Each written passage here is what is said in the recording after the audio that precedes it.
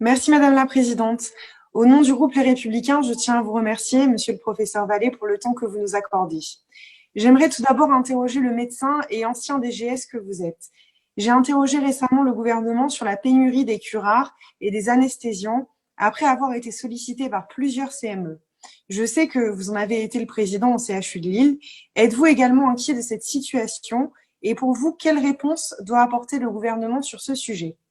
Vous avez également été chargé d'une mission d'audit, notamment au sein du Grand Est, sur la capacité des établissements à avoir géré la crise du Covid et sur les conséquences qu'elle a eues sur eux.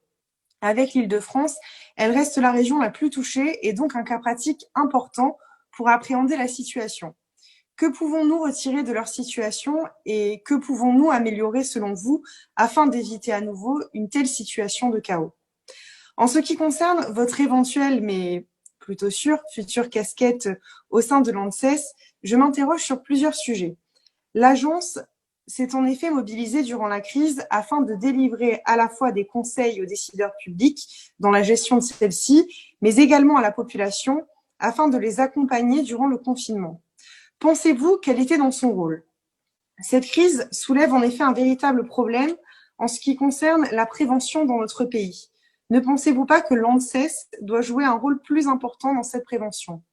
Pourrions-nous imaginer un rôle de lanceur d'alerte pour l'ANSES dès lors que cela concerne la sécurité sanitaire? Ne pourrions-nous pas envisager de lui attribuer de véritables compétences de gestionnaire de stock, par exemple en pilotage avec les ARS et les CHU en cas de crise sanitaire? Enfin, l'ANSES a mis à disposition des centres hospitaliers proches de son implantation des équipements et protections ainsi que des réactifs dont elle disposait.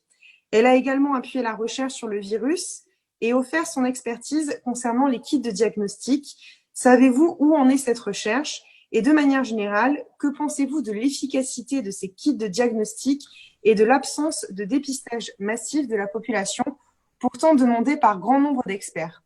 Êtes-vous optimiste quant à nos chances de trouver un traitement et un vaccin dans les prochains mois?